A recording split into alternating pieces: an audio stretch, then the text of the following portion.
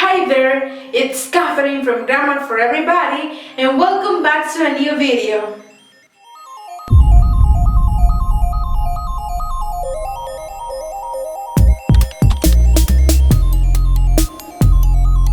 In this opportunity, we are going to be talking about relative pronouns. So, let's get started.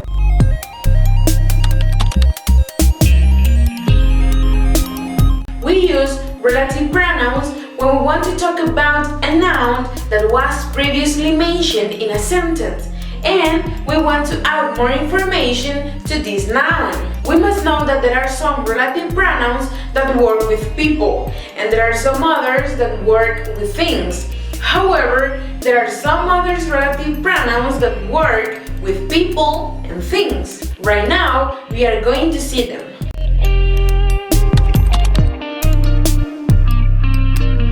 Here we have 4 relative pronouns and we are going to see if they can be used with people, things, or with both of them. The first one is that. That can be used with people and with things. So it means that this pronoun can be used with both of them. The second one is which. This pronoun can be used only with things. The third one is who, and we can use this pronoun only to talk about people. The same with whom. Whom is a pronoun that can be used only for people. And finally we have whose. This pronoun can be used with people and with things.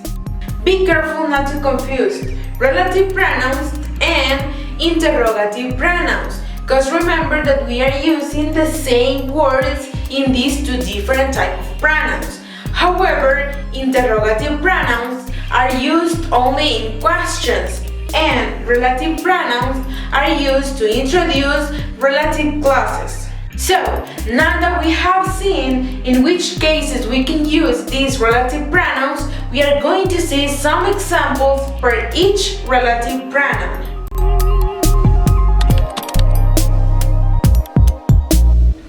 Okay, first we have the relative pronoun that. The first example says, this is the book that won the prize last year. You can see here that we have the relative pronoun that and before we have the noun that was mentioned. In this case, it is book. So, that won the prize last year is a relative clause that is adding information to this noun. Then, in the next example, that is the boy that I told you about. You can see here that boy is the noun that we are mentioning in the sentence, and therefore, that I told you about is a relative clause that is adding information to this noun. Moreover, as I said before, remember that we can use this relative pronoun with things and with people.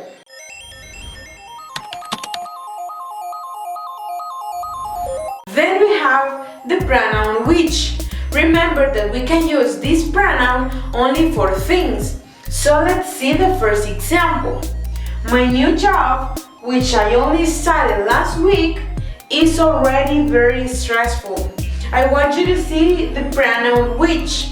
This pronoun is introducing a relative clause, which I only started last week. And this relative clause is giving more information about this noun, the noun job. Then, in the next example, the house which we lived in when we were children burned down last week. You can see here the relative pronoun which that is introducing a relative clause, which we lived in when we were children. And this relative clause is giving more information about the noun that was mentioned previously. In this case, the noun house.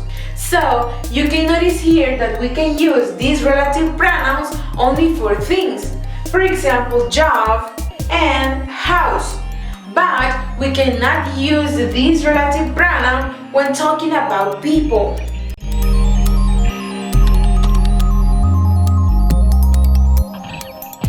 the contrary, we have the relative pronoun who. Remember that we use this pronoun only for people. So example number 1 says, my sister who just moved in with me is looking for a job. You can see here the relative pronoun who, and this pronoun is introducing a relative clause, who just moved in with me. And this clause is given more information about the noun previously mentioned, the noun sister. And you can notice that this noun refers to a person. Then, in the next example, I never met someone who didn't like music. You can see here the relative pronoun who.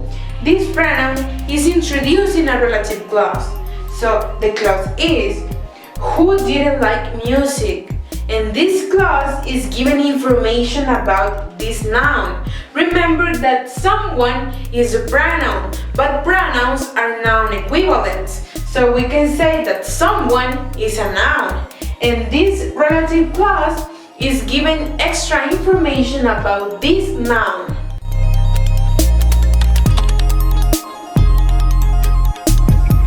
The fourth relative pronoun that we have studied is whom, and this pronoun can be used only for people. So let's see these examples.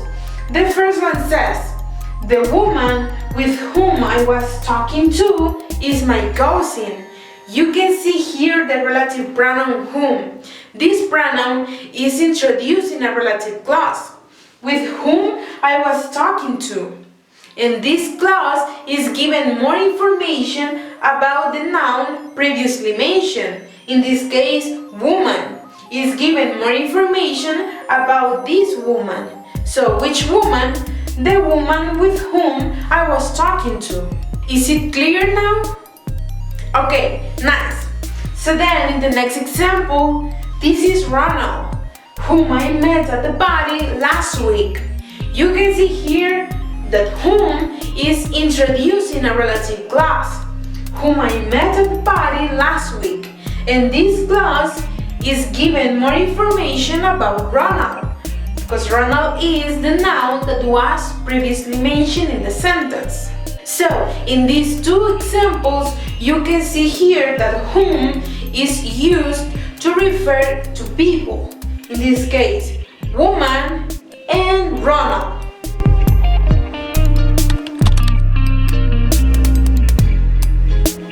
Finally, we have whose. We use this relative pronoun to show possession. Something important to know about this pronoun is that we must have a noun after this pronoun. We are going to see some examples. The first one says, this is the girl whose parents won the lottery. You can see here that we have whose, and after that we have parents. And all of this is part of the relative clause, whose parents won the lottery. And this relative clause is given more information about the noun previously mentioned, which is girl.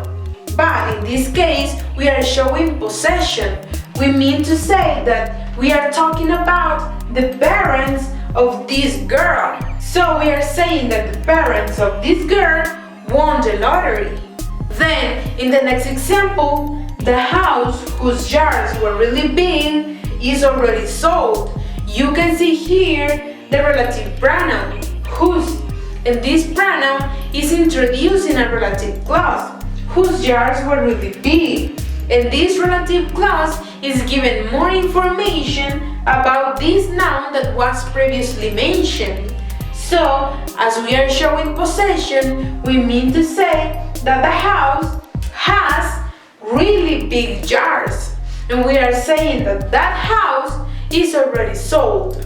So guys, we get to the end of the video and I hope you learned something new about relative pronouns. Remember that we are going to continue talking about pronouns in future videos. And if you want to continue learning about the English grammar, don't forget to subscribe. See you in the next video.